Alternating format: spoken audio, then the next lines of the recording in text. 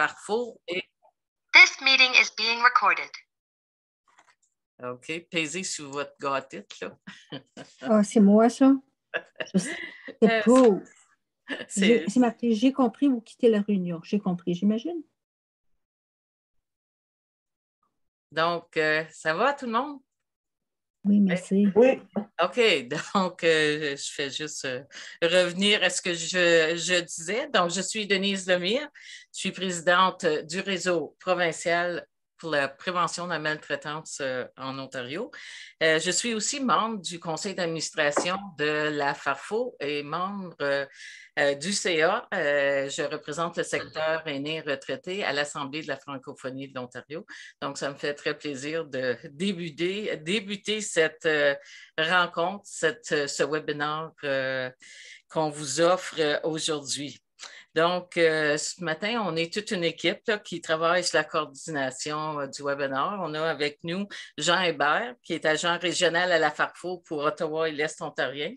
Et puis, je travaille beaucoup avec Jean pour la mise en œuvre du réseau et puis son développement. Donc, on forme une équipe intéressante et puis productive, je dirais. On a aussi avec nous Lynn Dupuis qui nous offre la technique là, au niveau de la Farfo. Donc, merci Lynn. Et puis Amélie qui est l'interprète pour aujourd'hui. Donc, c'est intéressant de travailler avec toute cette équipe-là. Et puis, on travaille avec Linda Lefils, qui est notre conférencière pour aujourd'hui et qui va continuer avec le webinaire là, tantôt quand j'aurai fini tout ce que j'ai à dire. Je vais juste dire un peu la vision de la Farfo. Donc, la Farfo est reconnue comme l'organisme incontournable pour la réalisation de toute initiative qui touche les aînés et les retraités francophones de l'Ontario. Puis, on travaille aussi avec Elder Abuse Prevention Ontario, ou PMAO, qui a comme mission d'envisager un Ontario où toutes les personnes aînées sont à l'abri de la violence, ont une voix forte et se sentent en sécurité et respectées. Et puis, la vision de notre réseau, le réseau de prévention de la maltraitance des aînés francophones de l'Ontario, nous, on veut être reconnus comme un mouvement rassembleur francophone pour contrer la maltraitance des personnes aînées par le biais de l'éducation, de la sensibilisation et de la prévention. Donc, ça vous donne un aperçu là, de notre mission, de nos objectifs pour la prévention de la maltraitance. Donc, prochaine diap, Linda, s'il te plaît. Donc, je vais juste faire un peu la reconnaissance des territoires autochtones, comme c'est une tradition qu'on a commencée. Donc, la Farfo et EPIO et le réseau reconnaissent que les terres sur lesquelles nous vivons, apprenons et nous divertissons tous les jours sont situées sur des territoires autochtones traditionnels à travers la province de l'Ontario. Ces trois organismes sont honorés de collaborer avec ses clientèles, ses partenaires et les communautés autochtones de tous les territoires. Nous reconnaissons également les gardiennes et gardiens du savoir traditionnel et les anciennes et anciens qu'ils soient encore parmi nous ou qu'ils nous ont précédés.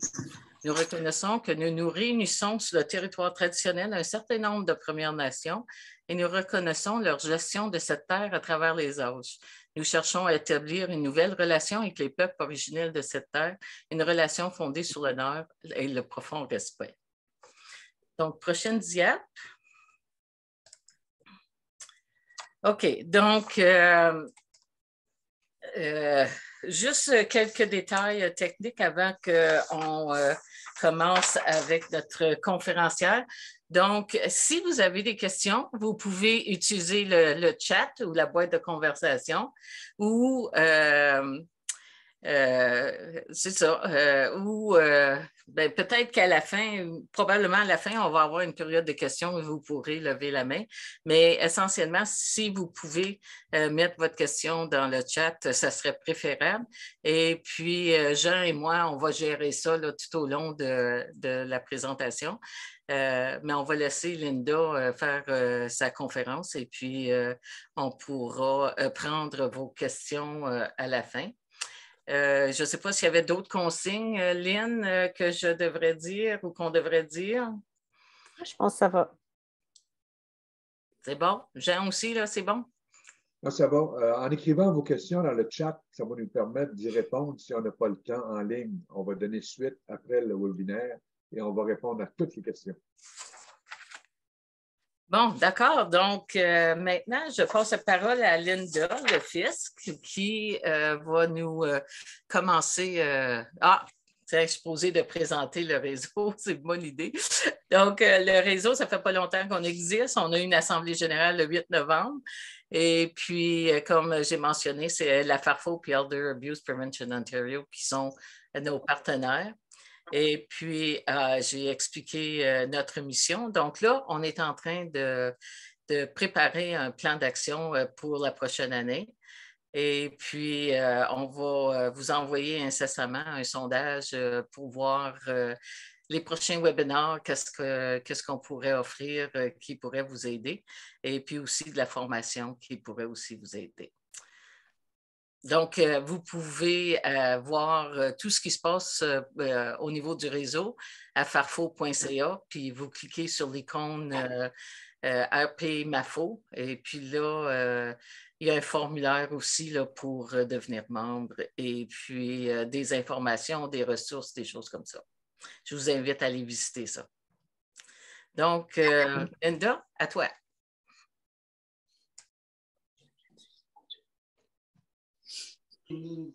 Et mon nom, c'est Linda. Comme Denise vient de le dire, je suis consultante francophone à PMA Prévention de la maltraitance envers les aînés Ontario ou encore Elder Abuse Prevention Ontario. Et ce matin, comme elle a dit, on se rend compte, c'est pour comme une petite, on peut dire, séance d'éducation sur la prévention de la maltraitance envers les aînés. Et on aura à parler un petit peu, discuter un peu, pas seulement parler, moi je vais parler, mais il y aura de petites discussions où vous aurez aussi à intervenir, poser des questions par rapport à ce qui est de la maltraitance et tout ce qui est en rapport avec aussi la prévention. On aura aussi à parler un petit peu plus pour la période des fêtes. On sait que c'est un temps vraiment important pour chacun de nous. Alors, on va essayer de parler un petit peu plus pendant ce qui se passe pendant cette période-là, plus particulièrement avec les aînés. Et tout d'abord, pour commencer, je dirais qu'on va parler un petit peu de PMAO. C'est qu'est-ce qu'on fait, quelle mission. Denise est passée à travers un peu qui est la mission, c'est d'envisager un Ontario, comme elle a dit, où tous les aînés sont à l'abri de la violence, où ils ont une voix forte, se sentent en sécurité, respectés. Tout ça se passe, comment on agit, comment on travaille. L'action, c'est là que vient l'action, on fait la sensibilisation, éducation et formation, collaboration avec des organisations partageant les mêmes idées et aide à la coordination des services et à la défense des intérêts. Donc, c'est quand on agit, on travaille surtout en collaboration avec les autres. Maintenant, on se base sur la stratégie provinciale pour combattre la maltraitance, que nous dit, on va juste élaborer les grands points pour la stratégie provinciale, qui est l'éducation publique et être au courant, c'est-à-dire des campagnes d'éducation publique à travers les médias. Il y a aussi l'entraînement des employés de première ligne. On assure des formations pour les personnes qui travaillent, par exemple, dans les hôpitaux. On travaille aussi avec des écoles. On fait aussi des formations pour des personnes qui travaillent dans des maisons de soins de longue durée. Ça, c'est la deuxième partie où on fait ces campagnes de sensibilisation. Il y a aussi la coordination des services communautaires, c'est renforcer les communautés, on est encore éparpillés, on fait des activités dans la communauté avec des différents groupes et aussi ce qui est avec aussi les réseaux, on travaille avec le slogan pour PMAO, c'est « Arrêtez les abus, rétablissez le respect ». En d'autres mots, c'est pour vous dire que vous avez tous un rôle à jouer dans ce qui se passe. PMAO a pour mandat d'apporter son soutien pour la mise en œuvre de la stratégie de lutte contre la maltraitance des aînés en Ontario. Normalement, l'agence est financée, les services sont financés par le gouvernement de l'Ontario sous le ministère des Services aux aînés de l'accessibilité. Maintenant, on va commencer un petit peu, Jean et puis Lynn, vous pouvez regarder un petit peu le chat. C'est comme la première chose, juste pour avoir une idée. Que savez-vous de la violence envers les aînés? Des questions qu'on se pose, on se dit, on connaît, mais juste pour voir exactement où est-ce que vous vous situez. Puis, si vous avez juste une petite minute de nous donner quelque chose dans le chat, ça pourrait juste t'aider à faire un petit tour, si vous pouvez le faire.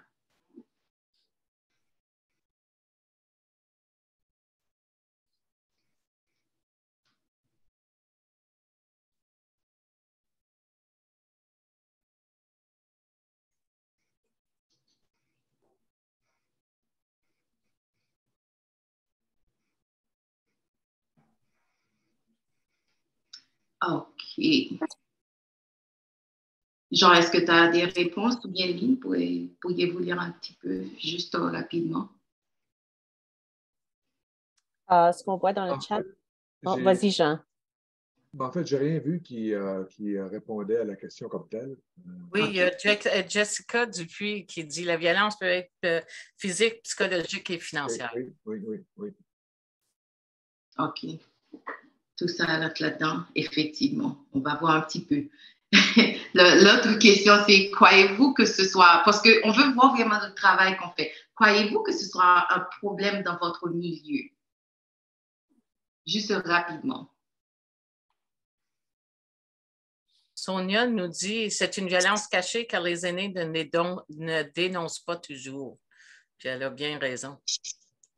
Et, si je peux, est-ce que vous m'entendez? En fait, on va utiliser le chat, Mariette. OK.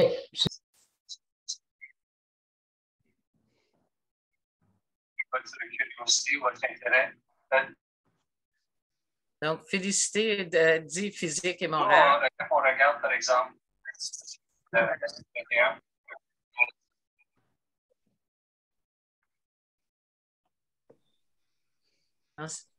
si vous voulez utiliser le chat plutôt que de juste parler comme ça. Là. OK, vas-y, Linda, parce que est longue ta présentation. On va commencer à passer à travers tout ça parce que ce sont des choses, on peut voir, c'est tout ça qui arrive. En fait, la violence, ça existe, on sait que c'est là et c'est quelque chose, c'est pour ça qu'on travaille là-dessus pour voir. On croit vraiment que la violence, c'est comme, dès qu'on dit violence pour nous, on voit les yeux qu'on peut voir. Mais normalement, ce qui arrive, c'est comme il y a plusieurs formes de violence. Il faut d'abord commencer par les reconnaître pour dire, OK, qu'est-ce qu'il y a vraiment? Qu'est-ce qu'on voit? Qu'est-ce qu'on ne peut pas voir? Il y a plusieurs formes de violence, chacune se caractérisant par des signes et des comportements associés différents. C'est-à-dire que ce n'est pas seulement ce qu'on voit qui est là qu'on peut dire c'est seulement ça la violence. Il y a aussi ce qu'on ne voit pas. Si on se base sur le diagramme de la roue du pouvoir, qui donne des exemples de comportements abusifs ou violents destinés à exercer un pouvoir et un contrôle sur une personne âgée. On peut voir là, si on voit là où, on peut voir c'est que la violence, il y a tout ça. Il y a côté sexuel, affectif, verbal et puis physique. Tout ça, c'est là-dedans. On va voir un petit peu en détail. Ça, c'est pour vous présenter là-haut. Il y a l'intimidation, l'isolement, l'exploitation économique, utilisation abusive de privilèges, négligence, dépendance accrue, menace encore de violence. Si tout là vous permettra, c'est de donner des informations sur ce qu'on peut dire comme violence. Pour commencer, on va voir exactement ce qu'on commence par abus émotionnel ou violence aussi. Tout ça, c'est comme on englobe tout ça. On parle de toute action verbale ou non verbale qui diminue le sentiment d'identité, de dignité et d'estime de soi d'une personne. En quelque sorte, c'est l'infliction délibérée d'une angoisse mentale ou la provocation de la peur, de la violence ou de l'isolement est connue. C'est sous le nom de violence psychologique ou émotionnelle. Ce type de violence, comme on peut dire, porte atteinte à l'identité, comme on vient de dire, à la dignité, l'estime de soi de la personne. Souvent, on ne prête pas vraiment attention. On voit que la personne reste tranquille. On dit, mais qu'est-ce qui se passe? On ne comprend pas toujours. Des fois aussi, ça peut être délibéré ou bien l'abuseur ou la personne qui exerce la violence pourrait se rendre compte, mais aussi ça pourrait qu'il ne pas intentionnel. Mais la personne qui subit, c'est ça que ça arrive. La personne aussi qui subit pourrait ne pas se rendre compte de ce qui se passe aussi. Ça, c'est pour ça qu'on apporte des définitions et des informations sur chaque partie. Lorsqu'on parle de violence, on va vous expliquer ce que c'est. L'autre partie qu'on va voir, c'est, si on parle aussi, comme on vient de le voir, il y a l'isolation sociale dans la violence. C'est comme l'injurier une personne, refuser la personne des visiteurs ou bien quand on visite la personne, faire des menaces. Pas d'accès, refus d'accès à la technologie. On refuse à la personne d'appeler. Tu ne peux pas appeler pour le moment, ce n'est pas encore le temps. Ça peut arriver souvent dans par exemple, dans des maisons de soins de longue durée où on dit qu'il y a 1 heure pour faire certaines choses. On oublie des fois que la personne est adulte. C'est comme là, il y a 1 heure pour faire certaines choses. Tu ne peux pas appeler maintenant. Il y a aussi ce qu'on appelle le côté de la personne qui subit cette violence. Il y a une peur, malaise ou nervosité en présence des membres de la famille. Souvent, on pense que la violence ou bien cet état-là, c'est seulement avec les étrangers, mais ça arrive aussi dans les familles. Il y a aussi l'injure ou moquerie. On prend plaisir à dire « Oh, cette personne-là, il faisait ça ». On rit de la personne. Tout ça, c'est tout ce qui englobe vraiment ce qu'on appelle, on isole la personne. Ça démontre un manque de valorisation de la personne, de l'être humain. Tout ça rentre dans l'isolation sociale. L'autre partie qu'on va là-dedans, c'est l'exploitation financière. On parle de l'exploitation financière, c'est toute conduite inappropriée, effectuée avec ou sans le consentement éclairé de la personne aînée, qui se traduit par un gain monétaire ou personnel pour l'agresseur, ou une perte monétaire personnelle.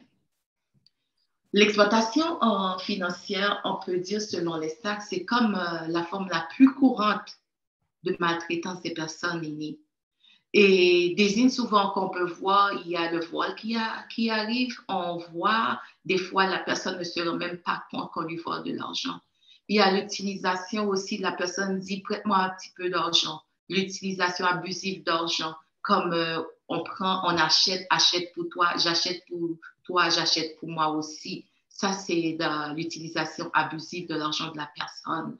Il y a aussi l'utilisation aussi de biens de la personne. Tu vas, par exemple, des personnes aînées qui habitent toutes seules, vous allez là chez la personne, il y a des gens qui, comme voisins ou des membres de la famille qui se rendent, utilisent les affaires ou bien emportent les biens ou articles ménagers, des vêtements. Tout ça, on classe tout ça dans l'exploitation financière. Peut aussi inclure comme rétention des fonds. Vous gardez l'argent sans l'autorisation de la personne. Ça, c'est exploitation financière. Ça, on le classe tout ça. Tout ça, ce sont des choses pour vous aider à reconnaître. C'est pas normal si vous n'avez pas consenti. Et quand on regarde ça, si on regarde tout ça, c'est pas normal que la personne utilise au travers. C'est comme on dit comme exploitation financière. Et comme en bilan, on peut voir. Il y a quelqu'un qui a parlé? Non, OK. L'exploitation financière, comme on peut voir, la liste, c'est voler de l'argent, utiliser de l'argent aussi, abusivement une procuration, contrainte à la vente d'une maison. On peut dire ça arrive. C'est comme le mot qu'on utilise. Ah, tu ne peux pas habiter maintenant tout seul, on va vendre la maison, on va te placer quelque chose. Non, ça ne se fait pas. On ne peut pas juste décider, ça c'est contraint. Vous prenez des décisions ou voler des biens. Il y a aussi dans l'exploitation financière qu'on rencontre les courriels frauduleux qu'on rencontre aussi dans l'exploitation financière. Lorsqu'on parle de courriel frauduleux, c'est comme ça rentre aussi dans lorsque vous recevez un courriel et puis là, on vous dit, OK, vous devriez, les escroqueries vous disent, oh, vous devriez donner vos informations personnelles. Et ça aussi, on peut vous soutirer de l'argent, c'est l'exploitation, comme on peut dire, financière. Il y a aussi des applications que vous allez recevoir pour faire des applications, fausses applications pour des programmes de fidélisation.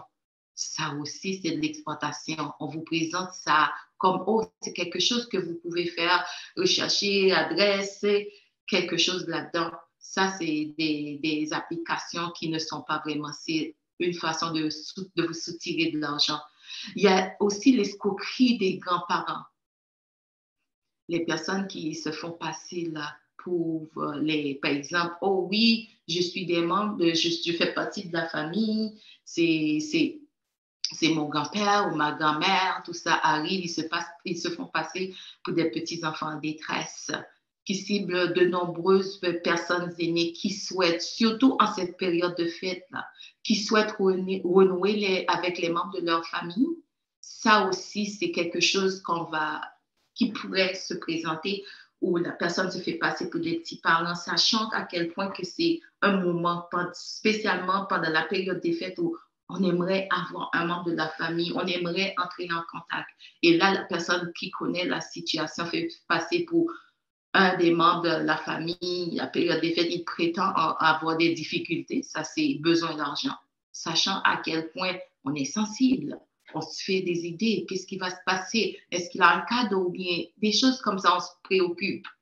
Et puis c'est là que la personne présente des options, soit pour demander de l'argent, soit aussi pour vous présenter une facture où j'ai ça à payer et tout ça avec beaucoup de tristesse. Ça pourrait se présenter. Ils pourront même insister pour vous informer que leurs parents ou ils ont des difficultés. Ne parlez pas avec les autres parce qu'il se pourrait qu'on me blâme d'être venu vous parler. Ça aussi, c'est faire attention avec ce genre d'exploitation financière. Il y a aussi les arnaques sur fausses œuvres de charité. On est sensible, surtout toujours en cette période de fête. On vous arrive, on vous dit, aidez quelqu'un. Il y a des gens qui ne pourront pas manger. Il y a des gens qui ne peuvent pas se procurer, surtout des enfants. Ils disent, OK, donnez un petit peu d'argent, ça pourrait aider. On prend de l'argent de vous, on vous demande des informations sur des cartes de crédit ou bien des informations personnelles. Des escrocs se faisant passer pour des représentants d'une organisation. Et puis là, ils tentent de solliciter des dons. Ces dons pourraient être effectués à partir de vos cartes, ou bien un chèque, ou bien vos informations personnelles.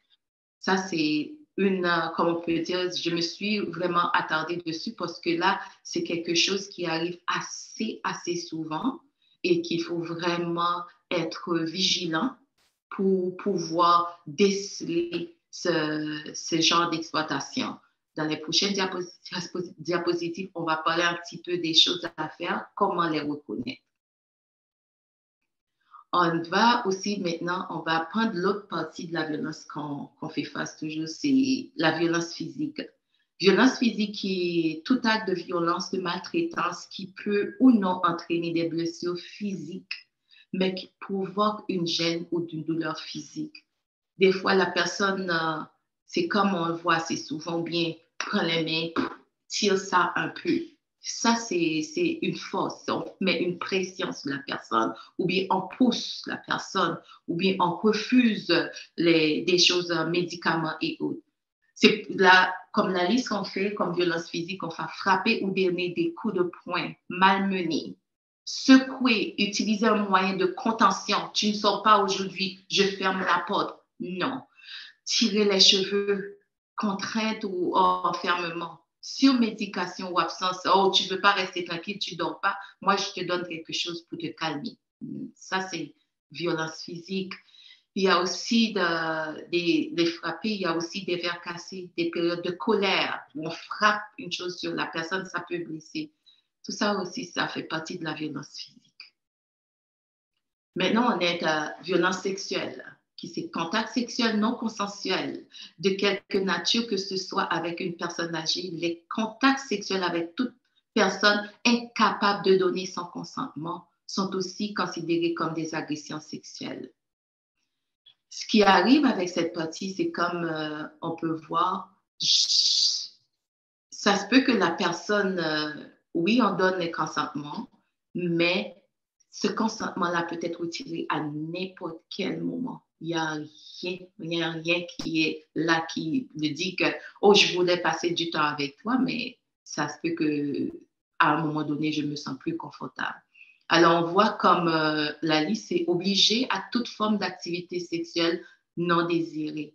Cela inclut sans s'y limiter les attouchements, sans le consentement inapproprié, non désiré, et tous les types d'agressions ou de violences sexuelles, comme le viol, la sodomie, nudité forcée, obliger la personne à rester toute nue, prendre des photos.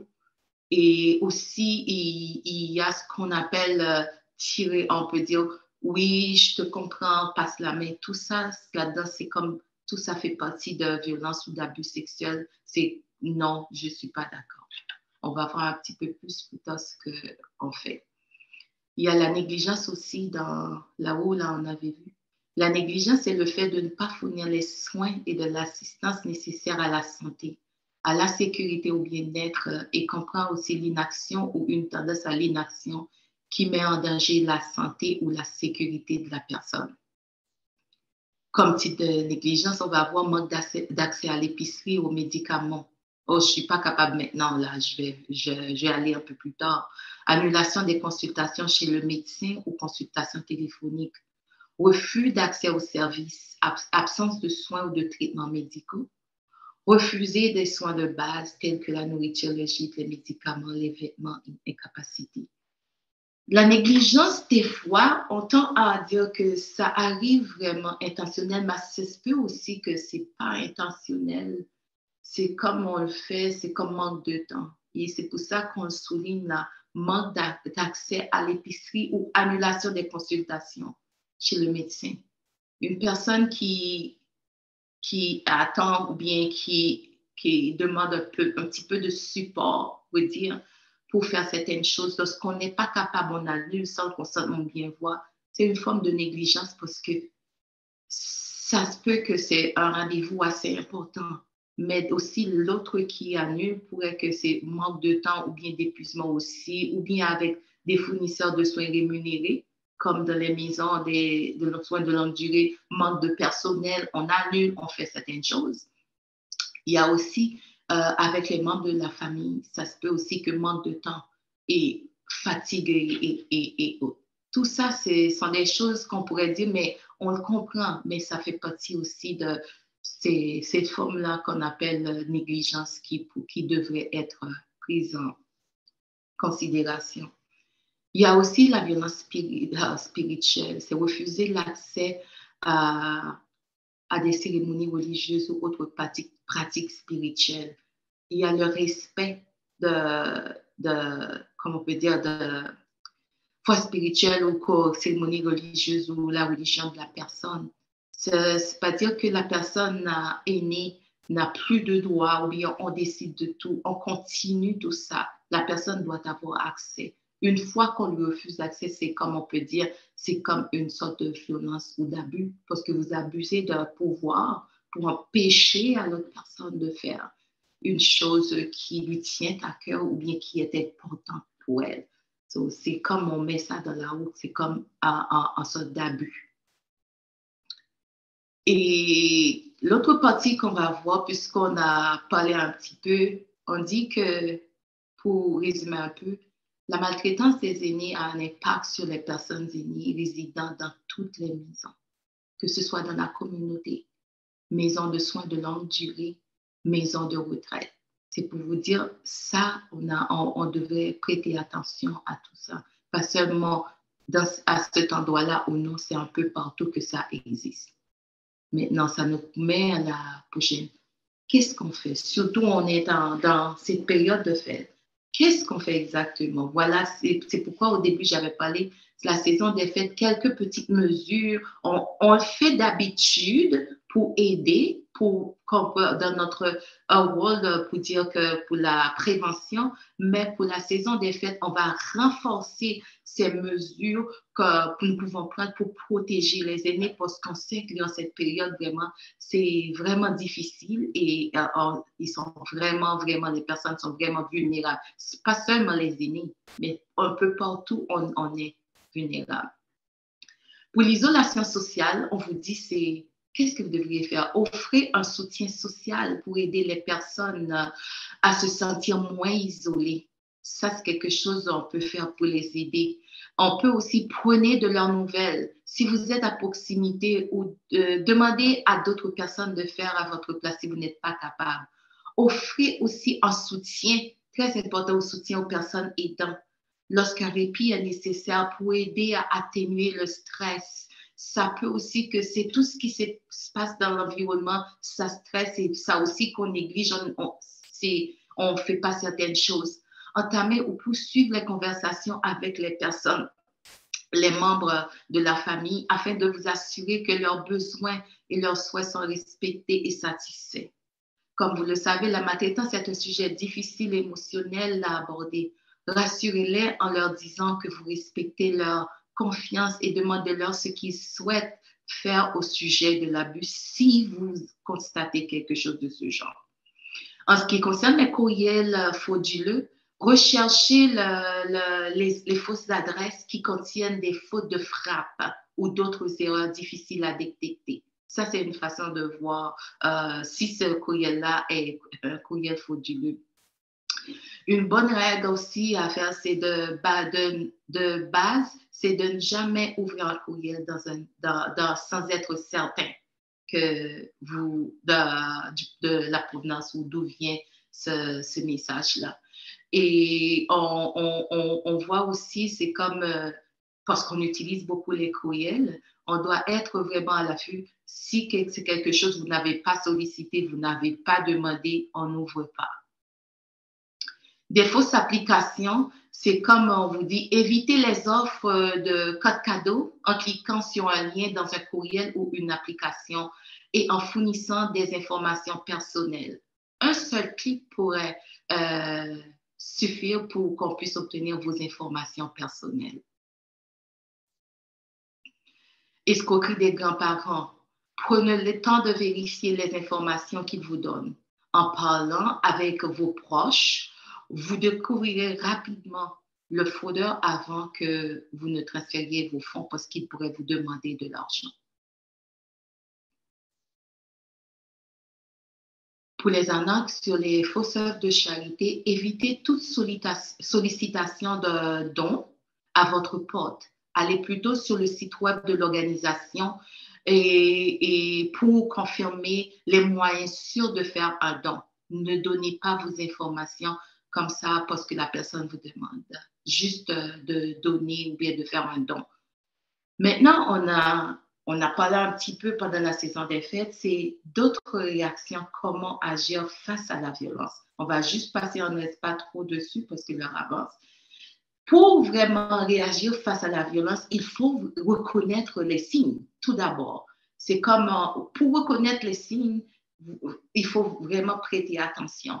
Ce qu'on a, c'est comme des fois, vous allez voir des blessures inexpliquées, des coupures, une hygiène déficiente, des retraits soudains pour ce qui concerne violence, exploitation financière. Il y a des retraits soudains d'argent sans explication.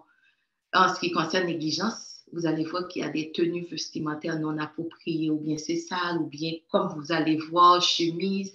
Surtout aussi si la personne sort pendant il fait froid, vous allez voir que la personne ne met pas des vêtements appropriés pour le temps. Ça aussi, c'est comme une manière de voir.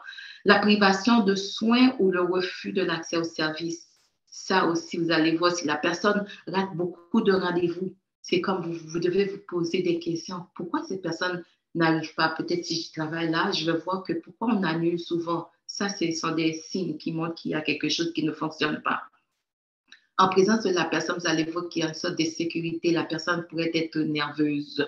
Et aussi, vous allez que la personne ne parle pas. La personne hésite à dire certaines choses. Ce sont des choses, des signes qui vous permettent de reconnaître les signes d'abus ou de maltraitance. La question qu'on se pose, on dit toujours, on observe, ça se passe ailleurs. Et si cela arrivait à un ami ou un membre de la famille? C'est là qu'on se dit, qu'est-ce qu'il faut faire? Là, on tend à agir immédiatement, mais il y a des choses à faire. C'est parler à vos amis, à des membres de votre famille de ce qui se passe et dites-leur comment ils peuvent aider. Mémorisez les numéros de téléphone importants ou demander de l'aide. Il y a aussi où trouver de l'aide, Sachez où trouver tous vos documents. C'est comme mettre vos documents quelque part où vous pouvez y avoir accès. Parce que ça arrive qu'on vous prive de tout. Et il y a aussi des aînés qui vivent en milieu ou soins de longue durée. Si vous voyez quelque chose de ce genre, ce sont des signes pour vous aider à reconnaître, oui, c'est mon ami, il y a quelque chose qui ne va pas bien. Alors, c'est la façon d'agir. Tout ça, ce sont des pistes pour vous aider à reconnaître et puis savoir ce que faire. Et la prochaine question qu'on se donne, et si les choses se tournent mal? Je pense que j'ai manqué un... Non, oui. Et si les choses se tournent mal, ça, c'est ce qu'on devrait faire. L'autre partie, quand on a... Si les choses se tournent mal, qu'est-ce qu'on fait? Dans ce cas-là, c'est comme... Des fois, il est plus difficile, je peux dire, lorsqu'on vit en maison de soins de longue durée, on parle et puis on fait. Mais si ça arrive avec quelqu'un qui est proche, quelqu'un qui en a confiance, et puis là, on essaie de discuter et puis on n'arrive pas. On vous suggère d'avoir un plan pour quitter l'endroit où vous êtes. Sachez où aller si vous devez partir. Mettez des liens avec les voisins ou la personne la plus proche de la maison ou un ami. Vous pourrez aussi vous rendre en voiture et appeler la police. Je m'entends? OK. Prenez contact avec des organismes communautaires qui peuvent vous aider ou offrir des programmes de services. Il y a toujours des informations disponibles. C'est comme des fois, la personne qui est victime ou bien qui subit tout ce qu'on appelle cet abus-là de force ou de pouvoir, cette personne on tend à la priver de tout contact. C'est pour ça qu'il faut toujours garder des petits mémos, s'il y a une carte ou bien des informations, ayez-les toujours quelque part ou bien cachées quelque part au cas où vous devriez faire appel à un moment donné à ces services de soutien qui pourraient vous aider. Maintenant, pour en savoir plus sur les moyens de protéger les personnes aînées, c'est comme on a avec PMAO. Vous pouvez toujours avoir accès à des informations sur notre site et consulter d'autres ressources. Et PMAO, c'est notre site web qui est disponible, vous pouvez vous rendre. Mais pour la saison des fêtes, j'aimerais porter l'accent sur la gendarmerie royale des fois. Si vous constatez qu'il y a, on peut dire, exploitation financière, surtout, et prenez contact. Allez sur le site de la gendarmerie royale, vous allez recevoir de l'aide, ils ont un groupe vraiment disponible et actif. Il y a aussi le centre anti-fraude que vous pouvez toujours contacter. Il y a aussi l'Ontario avec la page, le site là vous allez voir, c'est dans la présentation, protection, consumer protection. C'est pour protéger les consommateurs. Avec ça, au cas où vous avez donné vos informations, bien quelqu'un vous contacte, vous pouvez toujours faire appel à ces organismes pour vous aider à agir promptement et rapidement. Qui dois-je appeler si j'ai besoin d'aide? Il y a les numéros, là, le centre advocacy, il y a plein d'informations sur la liste là qu'on peut voir. Il y a aussi ligne d'aide santé mentale aussi. Ça, c'est très important, surtout en ce moment où on se sent difficile, où on se sent vraiment, des fois, on va se sentir isolé s'il n'y a pas de visite. Tout ça, c'est des ressources pour vous aider à appeler à l'aide si vous en avez besoin, bien si vous êtes témoin, bien si vous voyez quelque chose. Il y a la ligne aussi pour les personnes âgées, la ligne de soutien. Pour des informations, vous pouvez les appeler à n'importe quel moment. Ils ont des ressources pour vous. Prévention de la maltraitance aussi, il y a la ligne, on continue à travailler. Si ça arrive, surtout pour la période des fêtes, vous pouvez toujours appeler, on est là et on vous fournit des références ou bien des informations pour vous guider, pour vous aider à aller de l'avant et à agir immédiatement. On est présent sur les réseaux sociaux. Vous allez nous trouver sur Twitter, Instagram et aussi, on a des outils. Il y a aussi Facebook. On a des annonces et puis tout ça se passe de temps à autre. Je pense que si vous avez des questions, je vais prendre. Oui, il y a une couple de questions, Linda. Là, OK. Il y a Dan du cercle de je ne sais pas trop quoi demande, certains parmi les signes indiqués peuvent être aussi des signes de troubles neurocognitifs. Comment fait-on pour les distinguer? Parmi les signes de la maltraitance ou bien des signes que je viens d'élaborer? Mais les signes, on va parler, la première chose qu'on fait, c'est parler à la personne. Parce qu'il y a un changement automatiquement qui va arriver. On va voir, c'est pas un jour qu'on va arriver, on va dire, oh, ça c'est un signe de maltraitance que c'est. Non, on s'assoit avec la personne, on parle avec la personne pour savoir. Lorsqu'on est là, on subit quelque chose, on ne s'exprime pas. La première chose qui est une personne qui est vraiment qu'on exerce un pouvoir ou bien qui est là, qui subit certaines choses, c'est que la personne ne parle pas trop. La personne se renferme. La personne tend à cacher quelque chose. Mais si quelque chose qui arrive normalement avec une condition médicale, on va voir que la personne, on ne va pas avoir les mêmes réactions automatiquement. La personne pourrait juste venir vous montrer. Tandis que s'il y a quelque chose qui arrive avec un abus, la personne tend à ne pas cacher ou bien la personne tend que c'est, ou bien, oh, je ne peux pas montrer, ou bien on me pose des questions, ou bien je me sens vraiment, c'est comme une sorte, comme on peut dire, shame. Je ne suis pas fière parce que regarde comment je devrais me présenter ou bien je vais me plaindre.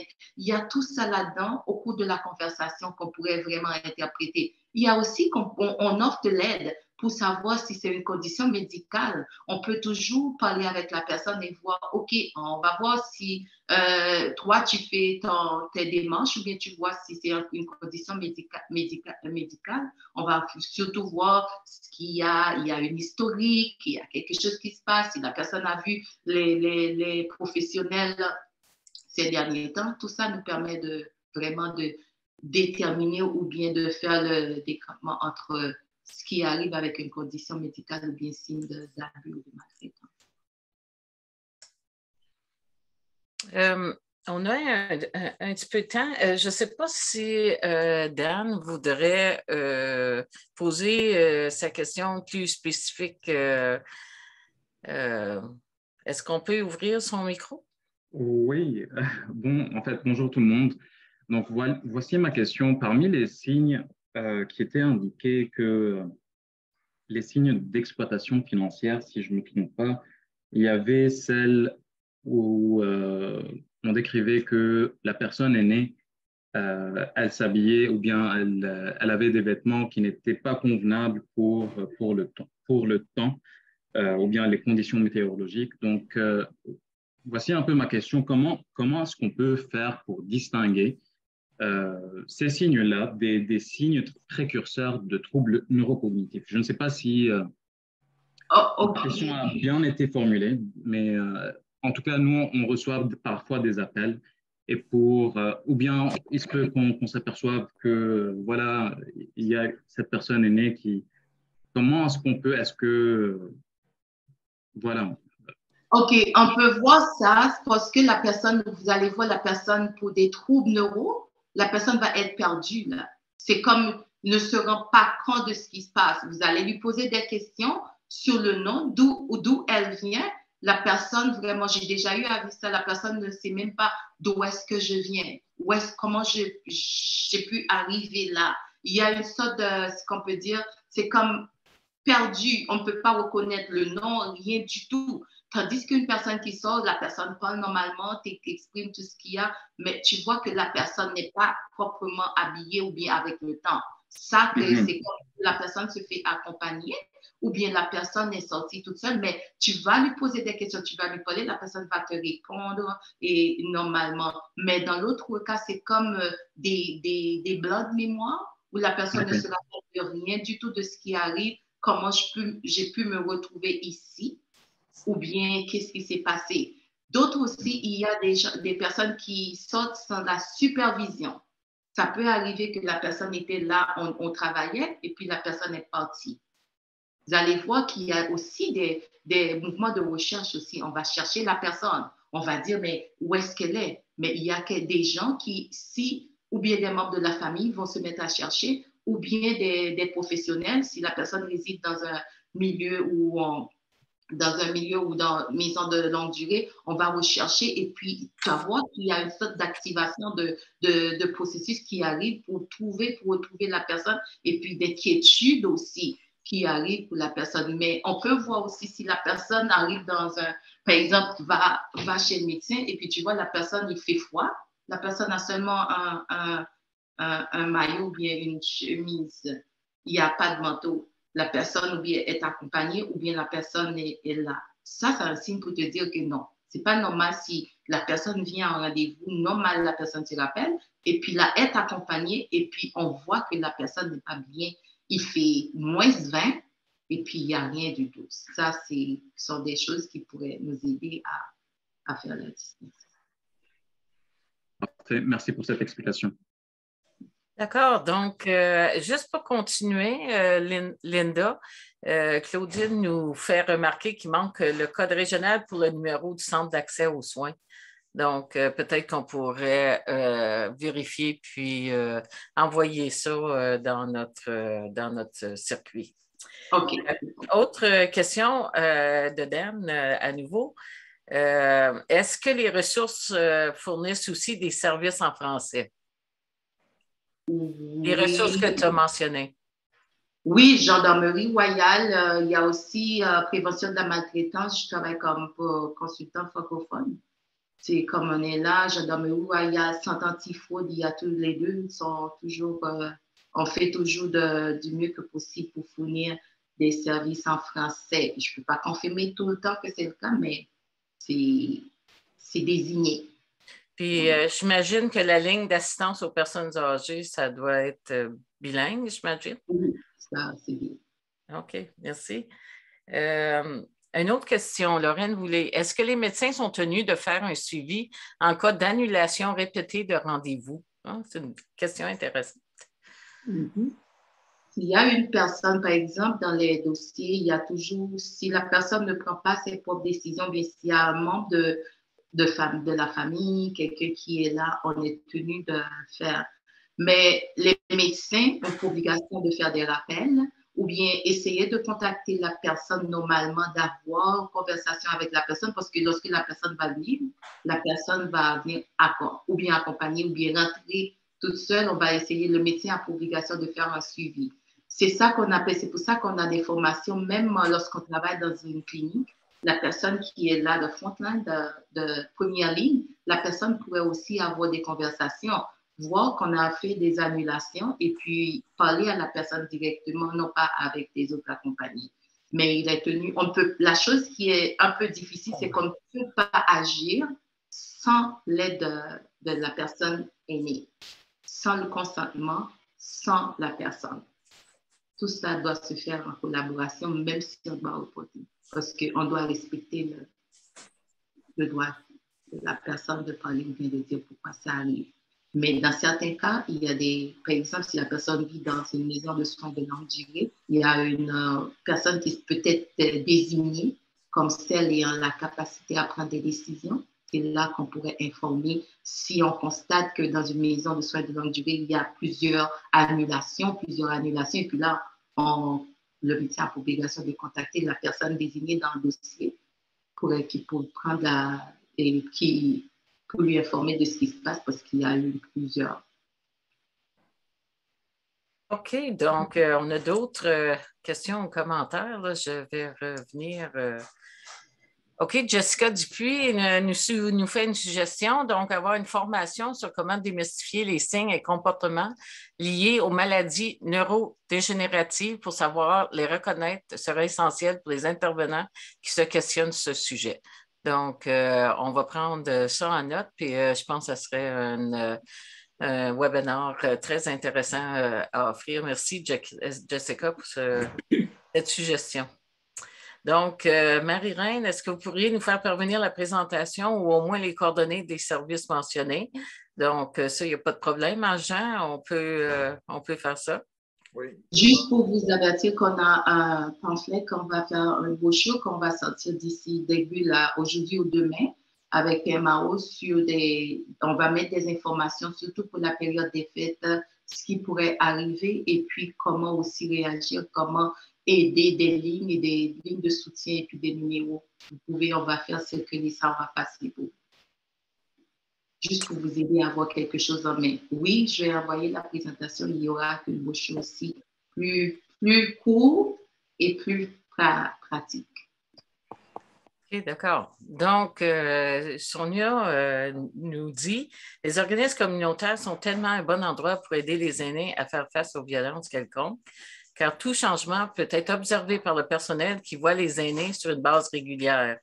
Et peuvent observer les subtilités qui surgissent dans le comportement ou si les membres manquent trop d'activité, cela peut être une alerte pour un suivi plus poussé. » Donc, ça, c'est fort intéressant. Aurais-tu des commentaires là-dessus, Linda?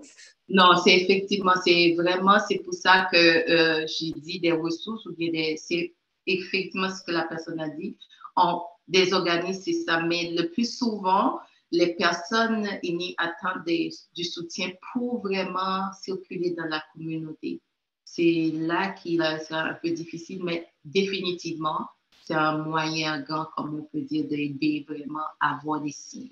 Parce qu'on parle avec la personne, on peut vraiment voir des changements automatiquement. OK, d'accord. Donc, Anna nous dit, les personnes aînées sont plus fragiles et souvent sont sujets à l'abus de leur entourage, surtout si elles n'ont pas quelqu'un à qui se confier. Le pire, c'est quand on les isole et qu'on abuse d'elles. Il faut donc être vigilant et reconnaître le moindre signe de détresse, soit par l'entremise des médecins ou d'autres personnes qualifiées. Oui. Donc, super bien, bon commentaire. Oui, définitivement.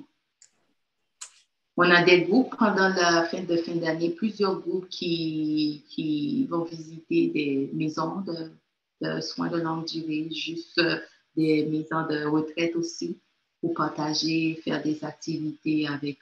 C'est une façon aussi de montrer qu'on est là, que les personnes ne sont pas toutes seules. Il y a aussi des groupes aussi à travers par exemple, on met des Teams ou Zoom ou Facebook où on fait des rassemblements où on parle. Ça aussi, ça pourrait aider. Sylvie Dubé nous a donné un long paragraphe. Sylvie, je me demandais si tu voulais en parler. On peut ouvrir ton micro si tu le souhaites. Elle est peut-être partie, mais essentiellement, ce qu'elle dit, c'est que cet atelier-là, elle l'a trouvé très intéressant et on devrait le répéter plus régulièrement et même peut-être une fois par mois. Donc, essentiellement, c'était son commentaire. Il faut répéter, le ferait plus souvent, une fois par mois. Il y aura toujours des participants que le sujet intéresse. Il faut en parler, dénoncer et surtout rapporter les cas d'abus et de violence. Les outils d'aide me semblent théoriques, loin de la réalité et peu accessibles. Alors, imaginez pour une personne âgée qui a besoin d'aide dans l'immédiat, la présentation pourrait être plus concrète. Par exemple, en donnant un ou des exemples concrets et voir ensemble les moyens concrets qu'on peut poser. Dans le feu de l'action, consulter un site web n'est pas un moyen d'aide. En plus, ce ne sont pas toutes les personnes âgées qui savent utiliser un ordinateur. Je vous remercie. OK, donc, Treva, y a-t-il un test disponible au LAIC pour tester les débuts de l'Alzheimer? Wow, c'est une question. On peut toujours voir avec la suggestion si on peut organiser quelque chose sur un séminaire sur les signes de neuro avec un spécialiste pour voir. Ça pourrait aider parce que j'ai vu qu'on a proposé. Ça pourrait aussi des sujets qui pourraient aider aussi à faire un plus bon, comme on peut dire, avoir des signes de discernement pour discerner ce qui sont des signes de neuro, bien ce qui vraiment pourrait être classé en termes de négligence. Donc, ça pourrait être des ateliers qu'on pourrait offrir là, dans le futur. Jessica, merci. Par l'entremise de la FAC, je pourrais offrir une formation pratique sur la démystification des signes et comportements liés aux maladies cognitives. C'est ma spécialisation professionnelle à titre d'intervenante psychosociale spécialisée en psychogérontologie. Donc, Jessica, on va communiquer avec toi. Oui, ça va me faire plaisir. Oui, il est 10h58. Il y a personne, Lorraine, qui demande est-ce que je peux poser ma question de vive voix. Vas-y, Lorraine, puis peut-être ça devrait être la dernière question avant qu'on conclue l'atelier. OK, merci. Ça, c'est bien beau, tout ça, pour nous qui sommes des personnes âgées. Je commence à être dans ce coin-là, moi aussi. Là. Je ne suis pas rendue à 80 ans, mais quand même. Mais moi, je trouve que quelque chose qui serait utile, ce serait pour nous qui devenons plus vieux et plus vieilles, c'est d'avoir une feuille de ressources avec des numéros de téléphone puis des organismes qu'on pourrait donner à nos enfants pour qu'en cas de besoin, ils soient capables vitement, de communiquer avec ces ressources-là pour dire, bon, ben j'ai des problèmes avec ma mère puis je ne sais pas quoi faire. Alors, est-ce que ça serait possible d'avoir un atelier là-dessus ou est-ce que, moi, je sais vraiment pas où aller, où est-ce que les ressources que vous avez proposées là s'appliquent aussi à nos enfants ou à nos aidants pour plus tard? Alors, c'est ma question. Ressources pour les enfants, nos enfants. Je crois qu'on a un atelier, Jean, si tu vois, pour des fournisseurs de soins non rémunérés. C'est pour leur dire, par exemple, où trouver de l'aide. Il y a ça dans la liste qu'on pourrait sûrement présenter et avec le groupe là. On peut travailler là-dessus parce qu'il y a vraiment, c'est pas seulement pour les aînés, mais aussi les fournisseurs de soins, les parents, les membres de la famille. C'est pour ça que j'avais mentionné, des fois, c'est pas intentionnel. C'est juste que je ne sais pas. So, c'est pour les informer. Alors, il y a ça exactement que si on peut, le réseau pourrait bien planifier, Jean et puis Denise, si on peut mettre ça dans le cadre du... Absolument. En fait, je pense que c'est une bonne question, puis c'est une bonne suggestion aussi. Et peut-être, Denise, tu voudrais élaborer sur la création du réseau francophone, mais aussi le développement du réseau et les antennes ou les comités locaux, régionaux qu'on veut développer au fil des prochains mois. Oui, en fait, le développement du réseau provincial s'inscrit dans le plan stratégique Futur Nous au niveau national. Donc, notre objectif, c'est de créer des comités ou des groupes ou des équipes dans chacune des localités en Ontario. On a commencé à faire une cartographie où on pourrait débuter des projets pilotes à ce niveau-là. Donc, idéalement, là, ce qu'on voudrait, c'est que chacune des localités, on ait un comité ou une équipe sur la prévention de la maltraitance des aînés. Au niveau anglophone, au niveau du EAPO, il y en a une trentaine, une quarantaine à travers l'Ontario anglophone. Mais nous, au niveau francophone, on n'a pas ça. Puis, ça serait quelque chose qu'on voudrait développer là, dans les prochaines années. Donc, quand même, on commence petit à petit, mais ça va venir. Puis je pense que ça aiderait beaucoup les personnes aînées dans chacune des localités. Parce que là, on a une vision provinciale, mais faut y aller au plus local pour aider les personnes aînées. Donc, c'est dans notre champ de vision là, de faire ça. Donc, il est 11h02. Moi, je voudrais juste faire un mot de fin. On a eu d'autres questions, là, mais on va étudier ça avec Jean, là, et puis on pourra vous envoyer les réponses à ce niveau-là. Donc, je remercie tout le monde présent aujourd'hui. C'était vraiment intéressant. Et puis, on commence à avoir un son de cloche sur des suggestions de futurs ateliers, de futurs webinars. Donc, je suis bien contente. Je vous invite, on va vous envoyer un formulaire d'évaluation là, dans quelques minutes. Donc, je vous invite à le remplir, à nous dire là, d'autres suggestions, d'autres commentaires. Et puis, comme ça, on peut s'améliorer, on peut se développer, on peut répondre à vos besoins. Donc là, pour le mois de janvier, probablement que ça va être un atelier sur l'âgisme. Et puis le mois de février, ça va être un atelier pour reconnaître le mois de l'histoire des Noirs. Donc, soyez aux aguets, là, on va sortir ça bientôt. Et puis, je vous remercie beaucoup à nouveau. Juste en passant, dans notre comité exécutif du réseau, il y a encore une couple de places disponibles. Donc, on cherche des intervenants à travers l'Ontario pour représenter leur localité, puis nous aider là, dans le développement du réseau.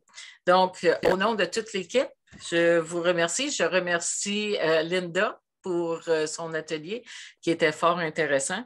Et puis, notre équipe, on vous souhaite joyeuses fêtes et on vous invite à continuer à nous suivre et puis on vous souhaite une bonne année 2023. Donc, merci beaucoup et à la prochaine. Bonjour à tous et si vous voulez compléter le formulaire d'évaluation, j'ai mis le lien dans le chat que vous pouvez copier-coller là, pour compléter l'évaluation. Mais on va vous l'envoyer quand même par courriel. Merci. Je ne le vois pas, Jean. Peux-tu le remettre? Je ne sais pas s'il est envoyé à tout le monde. Moi non plus, je ne le vois pas. Ah, OK, mais ça ne fonctionne pas d'abord. Excusez. Fais juste faire certain que c'est envoyé à everyone, là, tout le monde. Oui, c'est ça. Et Treva, j'ai noté ton commentaire sur âgé à aîné. Je te connais. On va réajuster ça. Tu as bien raison. Ça ne fonctionne pas. Ça va pas fonctionner, Lynn. As-tu accès pour le copier? Non, je n'ai pas le lien. Désolée. OK, bon, on va l'envoyer par courriel. Oui, OK. D'accord. Merci beaucoup. À la prochaine. Merci beaucoup. Merci.